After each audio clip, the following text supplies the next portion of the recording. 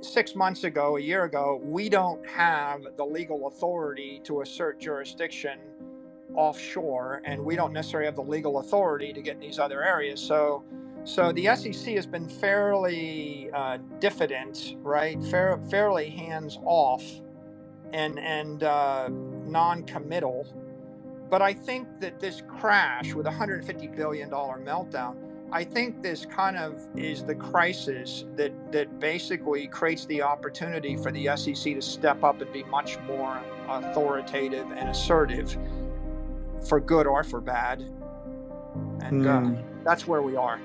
Well, when I spoke to some policy experts in the context of the ETF rejection, or Grayscale's application for a Bitcoin ETF, when that was rejected, they were of the view that we wouldn't get a legislative framework within 12 months in order for an approval to take place. Do you have a sense of how long a legislative framework might take to be introduced before some of these, progressive changes can take place and the industry can move forward? Because it does seem to me that quite a lot of the established financial industry would like to get involved and are getting involved, but also many of them are put off by the lack of regulatory clarity as well. So, do you have a sense for the time frame? I think, first of all, I think that DC's been paralyzed on this issue, and there's been a dysfunctional relationship between the industry and the policymakers and the regulators on this for the past year. And I think that right now the DCCPA, which was the legislation sitting in front of the Ag Committee, that's dead on arrival. I think the crypto lobby is paralyzed. I think that Congress is substantially paralyzed right now. I think that the crypto bros, right, the ones that want to promote unregistered securities via offshore exchanges, of which SBF is the poster child, I think they're the losers. I think the SEC is the winner. I think that ultimately, if you want a solution to this, it will not come through the legislative process anytime soon. I think that the solution to this will come from decisive leadership from the regulator. And the regulator here, which is the quarterback, is the SEC, right? The chair of the SEC is the quarterback. So I really don't think any of the other policymakers are, sophisticated enough at this point to lay out that taxonomy I just laid out.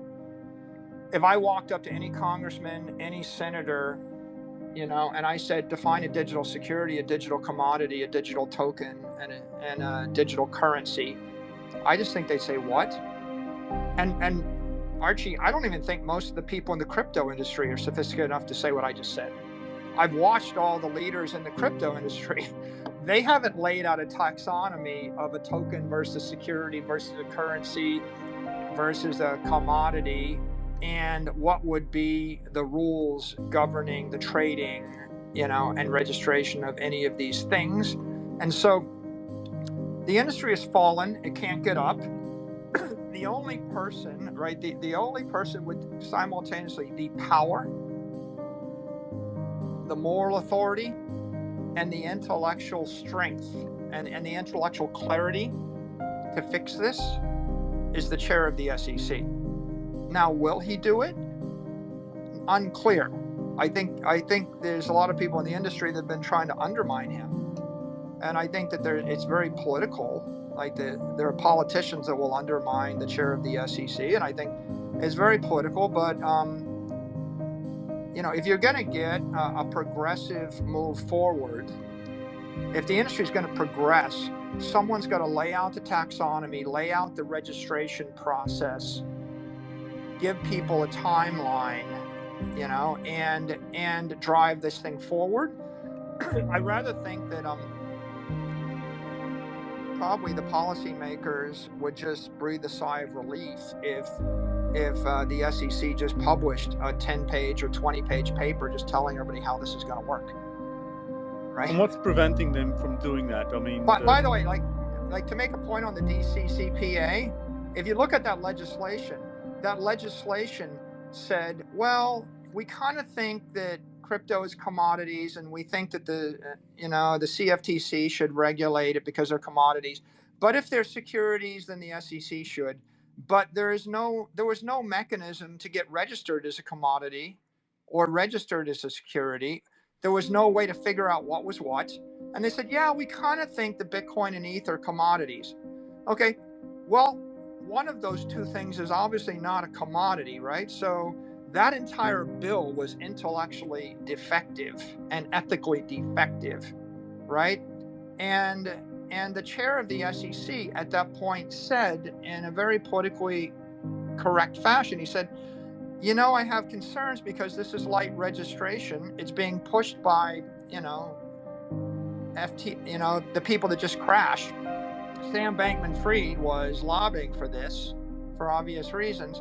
It's light regulation, but more importantly, it undermines the investment protections in $100 trillion securities market that are 90 years old. Those were his words.